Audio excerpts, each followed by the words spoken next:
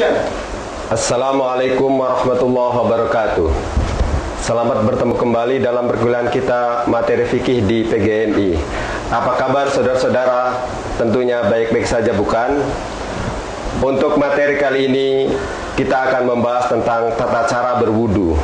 Tujuan pembelajaran kita kali ini adalah agar kita dapat berwudu yang baik dan benar sesuai dengan tuntunan Rasulullah Shallallahu Alaihi Wasallam. Karena wudu termasuk ibadah mahdoh, maka harus sesuai dengan tuntunan Nabi. Kita tidak boleh menambah dan mengurangi. Oleh karena itu, perhatikan baik-baik slide yang akan saya tampilkan. Kemudian setelah itu nanti pada bagian akhir perkuliahan ada penugasan dari perkuliahan ini.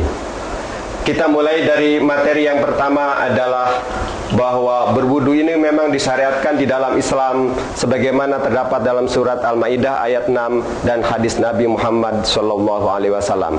Selanjutnya kita lihat bagaimana yang pertama yang harus kita ketahui adalah persyaratan. Bagaimana syarat sahnya wudu itu?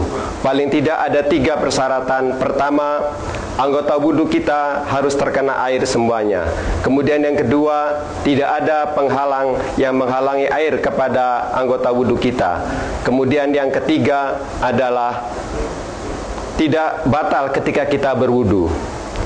Kita lanjut slide berikutnya.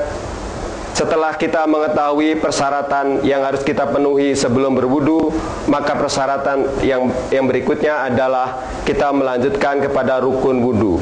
Rukun wudu secara umum yang disepakati oleh para ulama ada 6. Yang pertama niat, yang kedua membasuh muka, kemudian yang ketiga membasuh kedua tangan sampai pergelangan, yang ketiga mengusap kepala, yang keempat adalah membasuh kaki, kemudian yang kelima adalah tertib.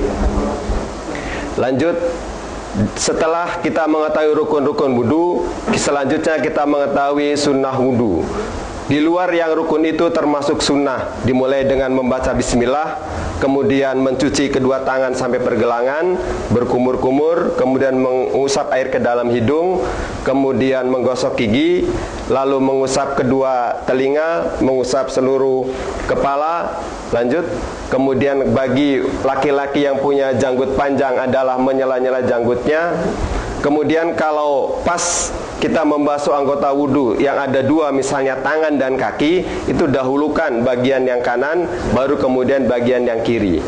Kemudian yang berikutnya adalah disunahkan melebihkan batas yang dibasuh ketika berwudu. Misalnya kalau sampai siku dilebihkan sedikit. Begitu juga membasuh kaki sampai mata kaki dilebihkan sedikit. Kemudian yang ketiga adalah yang selanjutnya menggosok-gosok bagian anggota wudu yang kita basuh. Kemudian yang terakhir adalah berdoa setelah wudu. Saudara-saudara, itulah mengenai syarat, kemudian rukun dan sunnah wudu.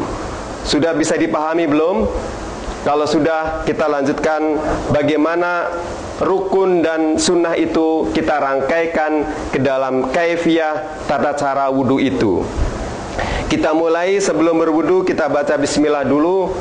Dan ketika kita mulai baca bismillah, di dalam hati kita berniat untuk berwudu, untuk menghilangkan hadas kecil karena Allah Subhanahu wa ta'ala. Kemudian kita cuci kedua tangan kita 3 kali, lalu menggosok gigi. Kalau pada zaman Nabi menggunakan kayu siwak, maka pada zaman sekarang bisa menggunakan odol dan pasta gigi. Kemudian yang berikutnya adalah berkumur-kumur dengan mengisap air ke dalam hidung 3 kali. Jadi sekaligus ambil air, kumur-kumur, kemudian sambil istinsyak, mengisap air ke dalam hidung 3 kali. Nah, hati-hati di dalam istinsyak ini ada kesalahan, yaitu airnya bukan dihisap, tetapi begini-begini. Nah, kalau yang begini itu adalah keliru, maksudnya benar, tetapi yang dilakukan adalah salah. Lanjut. Setelah kita selesai berkumur-kumur dan istinsyak, maka selanjutnya kita membasuh muka sampai batas muka. atas bawah kanan kiri 3 kali, kemudian membasuh tangan sampai pergelangan 3 kali, lalu mengusap seluruh kepala. Caranya dari depan ke belakang, balikan ke depan, kemudian langsung ke telinga, yang kanan dulu baru kemudian yang kiri. Kemudian yang terakhir adalah membasuh kaki, yang kanan dulu, yang kiri. Dan setelah selesai semua, kita akhiri dengan membaca doa. Nah, usahakan ketika membaca doa kita menghadap kiblat, berdiri, menengadahkan kedua tangan kita. Jangan matanya menengadah ke atas, tetapi ke bawah mata kita. Karena itulah etika yang diajarkan oleh baginda Rasulullah SAW. Nah, doa yang sesuai dengan hadis Nabi, doanya cukup pendek. Asyhadu alla ilaha illallah wa asyhadu anna Muhammadan abduhu wa rasuluh. Hanya sampai di situ. Nah, biasa kita kalau kita dapati di dalam buku-buku teks ada tambahan Allahumma ja'alni minat tawwabina waj'alni minal mutatahhirin. Nah, kalau diamati itu artinya bagus. Tapi kalau kita lihat rujukannya di dalam hadis, ternyata hadisnya adalah dhaif. Oleh karena itu tambahan Allahumma ja'alni itu tidak perlu kita lakukan ketika selesai berdoa. Sudah bisa dipahami? Nah, kalau belum bisa dipahami, nanti silahkan video ini bisa diputar kembali, atau nanti saudara-saudara bisa lihat di video tayangan khusus yang menggambarkan, yang mempertontonkan bagaimana praktek wudhu yang sesuai dengan sunnah Nabi. Selanjutnya, nah bagian yang terakhir pada perkuliahan kali ini sebelum kita tutup dengan penugasan adalah coba kita amati ada kesalahan-kesalahan yang dilakukan oleh masyarakat di dalam praktek wudhu. Yang pertama adalah kesalahan dalam mengisap air atau istinsyak. Yang benar adalah hirup air ke dalam hidung, kemudian kita semprotkan. Itu namanya istinsyak. Nah, yang dilakukan oleh masyarakat adalah begini. Kalau bahasa orang Betawi namanya ngupil. Nah, ini ngupil nggak benar, tidak termasuk sesuai dengan sunnah Nabi. Kesalahan yang kedua adalah dalam mengusap kepala. Ada yang kepalanya sudah diusap, kemudian dahinya begini.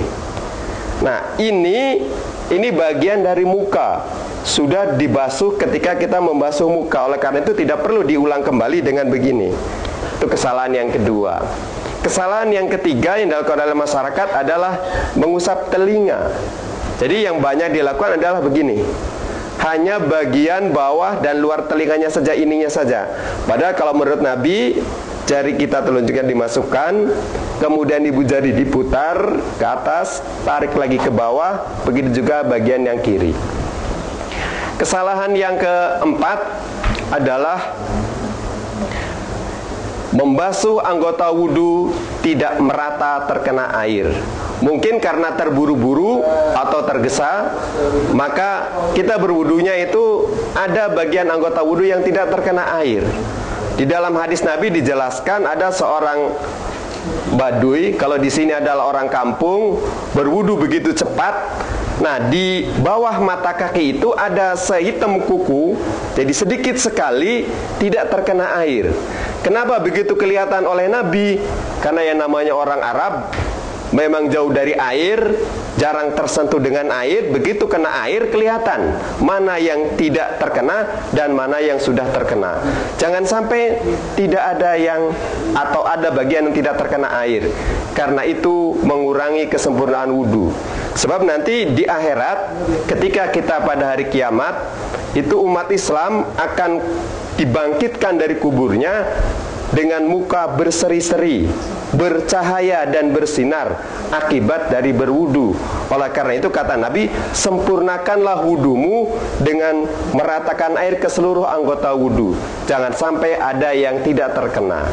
Kesalahan yang berikutnya yang dilakukan oleh masyarakat adalah membasuh anggota wudu lebih dari 3 kali. Karena dia masih belum yakin terkena air semua, maka membasuhnya sampai lebih dari 3 kali. Itu menyalahi sunnah Nabi. Kemudian yang berikutnya adalah berdoa.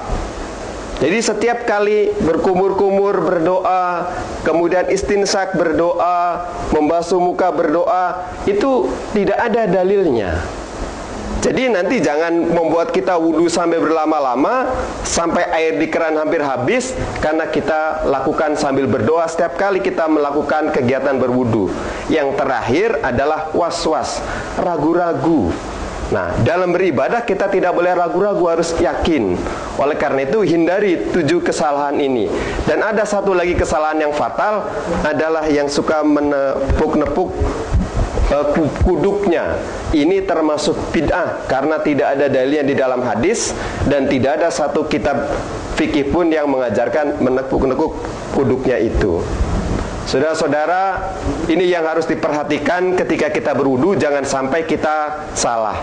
Kemudian sebelum saya akhiri dengan tugas, camkan baik-baik bahwa dalam berwudu, karena termasuk ibadah mahdhah, harus ada dasarnya, baik dari Al-Quran maupun dari hadis. Sebab itulah yang nanti akan menjamin wudu kita diterima oleh Allah Subhanahu wa ta'ala.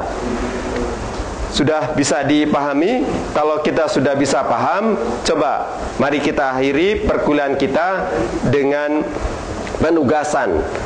Dan penugasan ini adalah berlaku untuk setiap mahasiswa. Jadi saudara-saudara ditugaskan untuk mencari ayat dan hadis yang menjadi dalil, yang menjadi rujukan di dalam berwudu. Ditulis ayatnya, ditulis hadisnya, kemudian terjemahnya, dan nanti dikumpulkan pada pertemuan yang akan datang.